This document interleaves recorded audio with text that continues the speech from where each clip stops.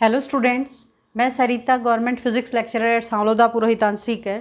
आज आपके साथ में डिस्कस करूंगी आवेशित चालकों के संयोजन से आवेशों का पुनर्वितरण और उसकी ऊर्जा हानि। तो सबसे पहले बात करती हूँ मैं आवेशित चालकों के संयोजन के बारे में कि हम क्या लेते हैं, इसमें दो कोई चालक गोले ले लेते हैं। जैसे हमने बात की, ये अलग अलग क्या लिए हमने, कोई धातु के दो अलग अलग क्या है चालक गोले हैं जो किसी कुचालक स्टैंड पर क्या हमने रख दिए। ये जो स्टैंड है इनका क्या है, कुचालक है। देखो, हो सकता है आपको मेरे डायग्राम्स कुछ अटपटे लगे, लेकिन जो बात है समझने वाली वो आपको समझ में आनी चाहिए, वो ध्यान दो। तो ये दोनों ही क्या है, कोई कुचालक अपने स्टैंड है। ये क्या कर रहे हैं कि हम संयोजन से पहले की बात कर रहे हैं। जैसे इस पर जो हम बात करेंगे, इस पर आवेश क्या ले लेता है, Q1। ये जो हम चालक ले रहे हैं इस पर आवेश क्या ले लेते हैं, Q2। विभव इसमें क्या है, V1 है। धारिता इसकी क्या ले लेते हैं, C1। और इसकी V2 और C2 क्या ले ली हमने, धारिता ही ले ली।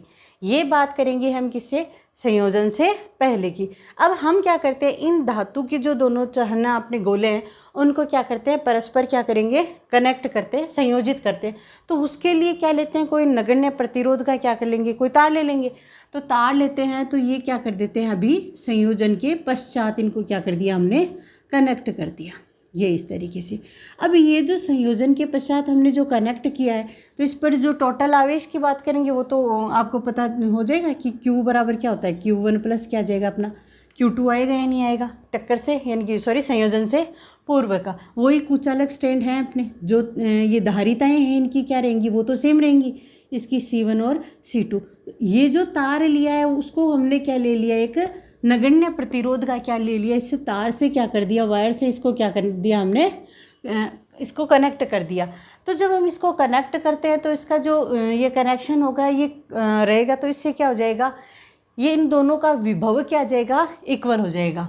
इनका विभव क्या आ गया, इक्वल आ गया। हम क्या ले लेते हैं कि भाई इसका जो आवेश है, आवेशों का पुनर्वितरण हो गया, तो यहाँ जो आवेश आ जाएगा C1 धारिता वाले इसके लिए गोलीय संधारित्र के लिए, या जो भी हम ले रहे हैं Q1 डैश, और इसके लिए क्या आ जाएगा Q2 डैश।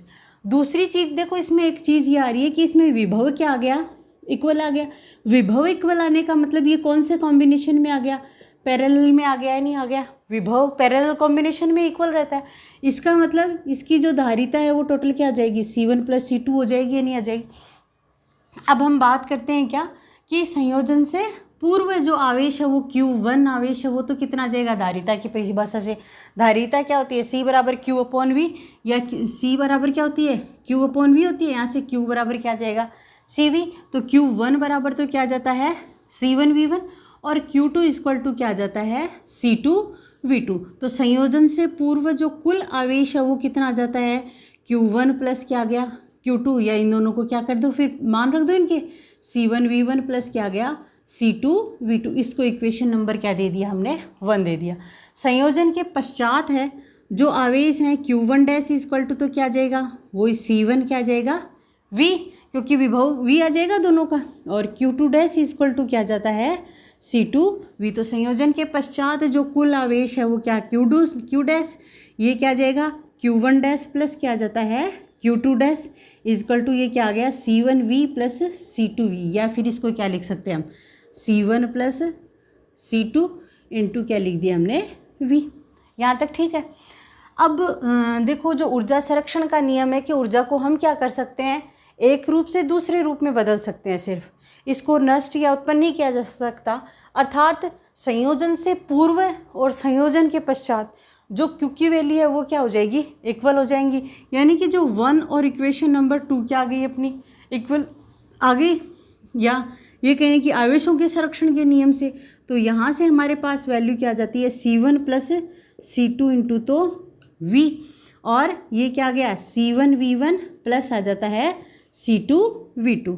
यहाँ से जो V हमारे पास आ गया उसको क्या कहते हैं हम, उभयनिष्ठ विभव भी कहते हैं, जिस पर हमारे पास कई बार न्यूमेरिकल के ऊपर क्वेश्चन आता है। तो ये आपको फॉर्मूला भी आपको ध्यान में रखना है कि अगर किसी जो दो आवेशित चालक ले रहे हैं उनको क्या किया जा रहा है, संयोजित किया जा रहा है, उस स्थिति के अंदर जो उभयनिष्ठ विभव है उसके ऊपर आधारित जो क्वेश्चंस होंगे उन पर ये न्यूमेरिकल आएगा। तो जो उभयनिष्ठ विभव उसकी वैल्यू क्या होती है, C1V1 plus C2V2 upon C1 plus C2। तो ये आपको क्या रखनी है, ध्यान रखनी है। अभी देखो ये जो विभव की बात करते हैं अपन, अगर V1 equal to greater than क्या हो, V2 हो, या फिर क्या ले लें, V2 इज़ ग्रेटर देन क्या ले लेते हैं हम, V1 ले लेते हैं। तो उन स्थितियों में जो चालक हैं उनके विभव में परिवर्तन है वो कितना आता है। तो सबसे पहले मैं बात करती हूँ कौन से, ये जो हमारा केस फर्स्ट है, ये केस फर्स्ट है, उसके लिए ये केस फर्स्ट, इसको देखो, केस फर्स्ट का मतलब आ जाएगा कि जो हमारा प्रथम जो चालक है उसके लिए विभव में परिवर्तन कितना आ रहा है। तो मैं उसको मान क्या दे देती हूँ, प्रथम के लिए डेल्टा V1 दे देते हैं। तो ये क्या आ गया, V1 माइनस V। अभी हमने वैल्यू निकाली थी V की, ठीक है, V की वैल्यू वहाँ पुट करेंगे तो क्या आ जाएगा, V1 माइनस C1V1 प्लस क्या आ गया, C2V2 upon C1 plus C2। इसको हम शॉर्ट आउट करते हैं, डेल्टा V1 यहाँ से क्या आ जाएगा, C1V1 plus C2V1 minus C1V1 और माइनस C2V2 अपॉन आता है C1 प्लस C2। यहाँ से ये तो हो गया क्या, कैंसिल, और ये आ जाता है हमारे पास क्या, C2 तो आ जाएगा देखो दोनों में कॉमन, और C2 कॉमन आता है तो V1 माइनस क्या आ गया, V2 अपॉन आता है C1 प्लस C2।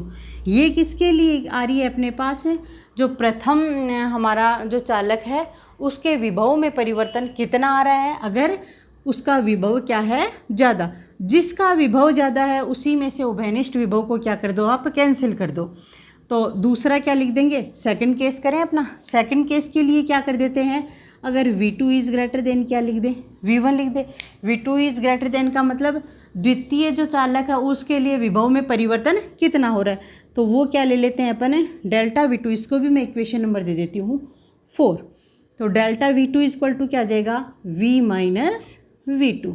यहाँ से ये क्या आ जाएगा, C1V1 plus C2V2 upon C1 plus C2 और माइनस क्या कर देते हैं, V2 कर देते हैं।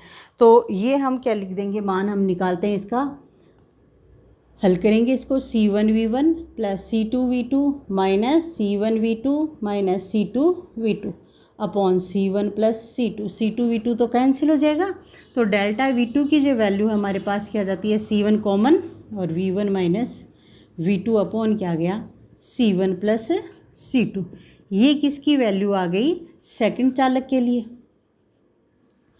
तो इस तरीके से हम जो विभव में परिवर्तन हो रहा है फर्स्ट एंड सेकंड दोनों चालकों के लिए क्या निकाल रहे हैं, विभव में परिवर्तन। अब साथ में हम एक चीज़ और निकाल लेते हैं, देखो कि आवेशों का जो हमारा पुनर्वितरण हो गया, उसका संयोजन हो गया, उसके बाद में जो हमारे पास जो आवेश आए, कौन सा आया, Q1 डैश।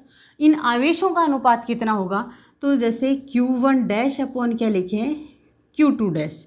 तो ये कितना आ जाएगा, आवेशों का अनुपात Q1 डैश यानी कि C1V अपॉन क्या आता है, C2V। तो आवेशों के चालकों के संयोजन के बाद जो आवेशों का पुनर्वितरण होता है, तो दोनों चालकों में जो आवेशों का अनुपात होता है वो किन के इक्वल होता है, उनकी धारिताओं के अनुपात के इक्वल होता है, ठीक है। यहाँ से भी आपको न्यूमेरिकल क्वेश्चन मिल सकते हैं। दूसरा क्या होगा कि जो प्रथम और द्वितीय चालक हैं उनके विभव में परिवर्तन कितना होगा, यानी डेल्टा V1 अपॉन किसकी बात करें अपन, डेल्टा V2 की बात करते हैं। तो delta V1 upon delta V2 का मतलब क्या आ जाएगा, हम ये इक्वेशन लिखें और डेल्टा V2 की ये वैल्यू रखें। तो डेल्टा V1 की वैल्यू कितनी है हमारे पास, वहाँ से C2V1 माइनस क्या आ रहा है, V2 अपॉन C1 और ये क्या आ रहा है, V1 माइनस V2 और अपॉन दोनों में क्या आ रहा है, C1 plus C2 upon C1 plus C2। तो देखो इनमें कैंसिल कौन सा हो रहा है, ये दोनों कैंसिल हो गए, V1 माइनस V2 कैंसिल हो गए। तो जो delta V1 upon delta V2 है उसकी वैल्यू हमारे पास क्या आती है, C2/C1। यानी कि जो संयोजन है उसके बाद में आवेशों का जो अनुपात होता है वो तो उनकी धारिताओं के अनुपात के बराबर होता है, और उनके विभव में जो अंतर आ रहा है या परिवर्तन आ रहा है, जो विभव में परिवर्तन का अनुपात उनकी धारिताओं के अनुपात का व्युत्क्रम होता है। ठीक है, तो इस तरीके से हमारे पास जो आवेशों का पुनर्वितरण क्या हो गया, पूरा हो गया। अब ये जो आवेशों का जब हम क्या कर रहे हैं, इससे कनेक्ट कर रहे हैं, तो कुछ ना कुछ क्या है, ऊर्जा की हानि जरूर होती है। तो उस ऊर्जा की हानि की वैल्यू है वो कितनी होती है वो हम निकालेंगे। अब तो जो ऊर्जा की हानि है वो निकालने के लिए बात करते हैं। तो सेकंड टॉपिक हमारा है ऊर्जा हानि। देखो, ऊर्जा हानि का मैंने अभी बताया आपको कि ऊर्जा हानि कैसे होती है कि आवेश, जैसे हमने अभी 2 आवेश लिए थे हमारे, और उनको फिर क्या किया था, संयोजित कर दिया था किसी चालक तार से, या नगण्य प्रतिरोध का जो, तो ये जो नगण्य प्रतिरोध का तार है उसकी वजह से ही क्या होती है, इसमें थोड़ी हानि होती है जो ऊष्मा के रूप में होती है। आप इसको ऐसे भी समझ सकते हैं, जैसे हम घरों में बिजली अगर रेगुलर देते हैं तो वो क्या होती है, गर्म हो जाता है, नहीं कि वो ऊष्मीय क्या उसकी हानि है। तो जो संयोजन से पूर्व है ऊर्जा का मान क्या होता है, 1/2 CV²। अब आप कहोगे कि यहाँ पे CV² वाला फॉर्मूला क्यों लिया है, क्योंकि मैंने आपको बात पहले ही बता चुकी हूँ कि यहाँ विभव का मान क्या होता है, सेम होता है। इसका मतलब यहाँ पर जो क्रम कौन सा है, पैरेलल कॉम्बिनेशन है, और पैरेलल कॉम्बिनेशन में कौन सा फॉर्मूला अपना CV² वाला होता है, नहीं होता। तो U = किसकी बात करें, संयोजन से पूर्व की, ये मैं पूर्व की बात करती हूँ। U क्या हो जाएगा, 1/2 C1 V1² plus 1/2 C2 V2²। और संयोजन के बाद में कितना हो जाएगा, 1/2 C1 V² plus 1/2 C2 V² होगा कि नहीं होगा। अब यहाँ से क्या करना है, हमें ऊर्जा में जो हानि है वो निकालनी है। तो डेल्टा U मैं इसको ऐसे भी लिख सकते हैं अपन, 1/2 और V² तो क्या जाता है कॉमन, C1 प्लस क्या आ गया C2। तो डेल्टा U क्या जाएगा, U माइनस U डैश होगा कि नहीं होगा।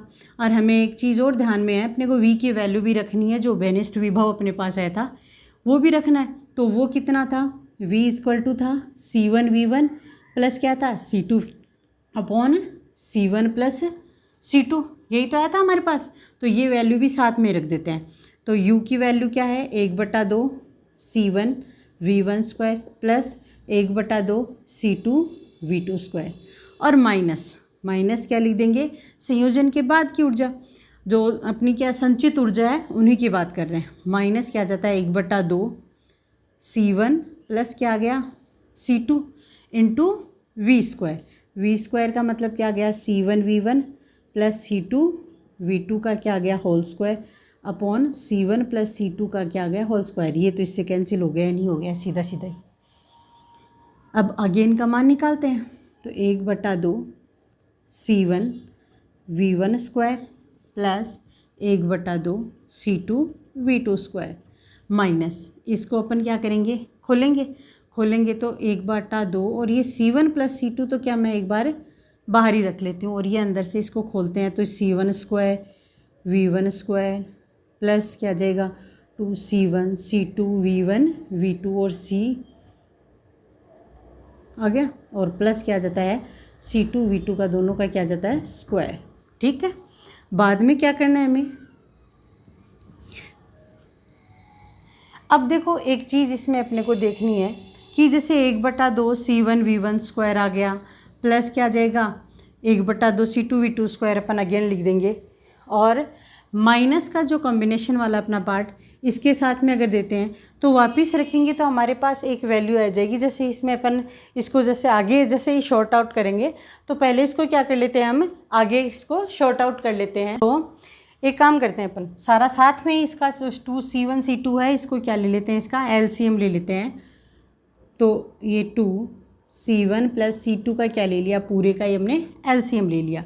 तो इसको 2 आ गया, C1 प्लस C2 इससे क्या हो जाएगा, मल्टीप्लाई करें, मैं साथ में मल्टीप्लाई कर रही हूँ, ध्यान दे लेना कि C1 V1² इंटू किससे हो जाएगा C1 प्लस C2 प्लस क्या आ जाएगा C2 V2² और C1 प्लस C2, और माइनस क्या आ जाएगा जो आगे वाला पार्ट है C1 square V1 square plus 2C1 C2 V1 V2 plus C2 square V2 square, यहाँ तक आ जाता है। अभी इनको क्या करते हैं, अपने को मल्टीप्लाई करना है, तो मल्टीप्लाई करना है तो मैं यहाँ ऊपर कर देती हूँ इसको।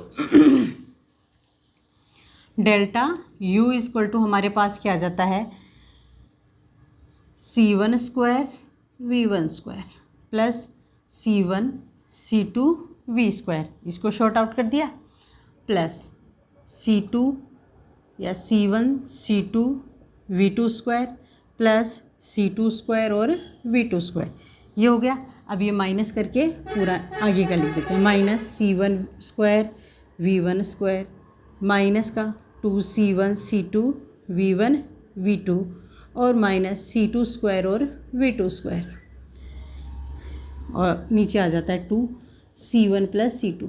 मैं ये सारी डिटेल में आपको बता रही हूँ कि कहीं ये नहीं हो जाए कि कोई सी आपकी स्टेप क्या हो रही है, मिस हो रही है, तो ये इनका आगे कोई काम में नहीं लेंगे अपन, अपने को ये समझ में आ गया। जैसे नहीं समझ में आता है तो आप बैक करके आप वीडियो देख लेना। इक्वल C1 स्क्वायर, ये इससे कट कैंसिल हो गया, ये नहीं हो रहा, सॉरी C1 C2 ये नहीं है, ये C2 V2 स्क्वायर इससे कैंसिल हो गया या नहीं हो गया। अभी अपने पास क्या क्या बचा है, ये C1 C2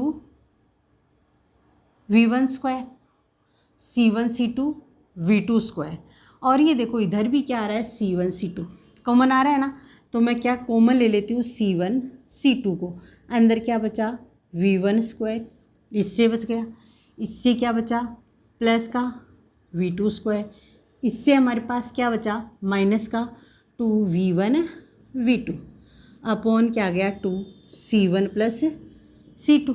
ये देखो इसको शॉर्ट आउट करते हैं तो C1 C2 तो आ ही गया, ये क्या आ जाता है V1 माइनस V2 का whole square upon C1 plus C2, ये क्या आ गया हमारे पास डेल्टा U आ जाता है। तो देखो V1 माइनस V2 है, इनके ये जो मान होगा वो ऑलवेज़ क्या होगा, पॉजिटिव होगा नहीं होगा। ये ऑलवेज़ पॉजिटिव होने का मतलब क्या आ जाएगा कि जो ऊर्जा की हानि है वो हमेशा होगी। अगर इसी में अपन क्या ले लेते हैं कि दोनों जो विभव हैं वो संयोजन से पूर्व क्या है, इक्वल है, यानी कि V1 इक्वल टू V2 हो, तो V1 इक्वल टू V2 होने का मतलब क्या आ जाएगा, इससे डेल्टा U इक्वल टू क्या आ जाता है 0 आ जाता है, यानी कि यहाँ क्या आ जाएगा जो जीरो कब होती है जो ऊर्जा हानि, वो स्थिति होगी जब V1 और V2 की वैल्यू क्या जाती है इक्वल प्राप्त हो जाती है। अभी जैसे अपन बात करते हैं कि हमने क्या दी QV, इसको क्या दी है ऊर्जा दे दी, तो QV जब ऊर्जा देते हैं तो इसमें जो 1/2 QV है वो तो क्या हो जाती है इसमें संचित हो जाती है, और 1/2 QV ऊर्जा है वो क्या हो जाएगी इसकी वेस्टेज हो जाएगी, यानी कि जो ऊष्मा के रूप में ये क्या हो जाती है खर्च हो जाती है। तो इसके साथ में अपना टॉपिक पूरा होता है और अपना चैप्टर भी इसके साथ में कंप्लीट हो रहा है। अगले जो न्यूमेरिकल वाले चैप्टर के साथ में अपन फिर मिलते हैं। Thank you.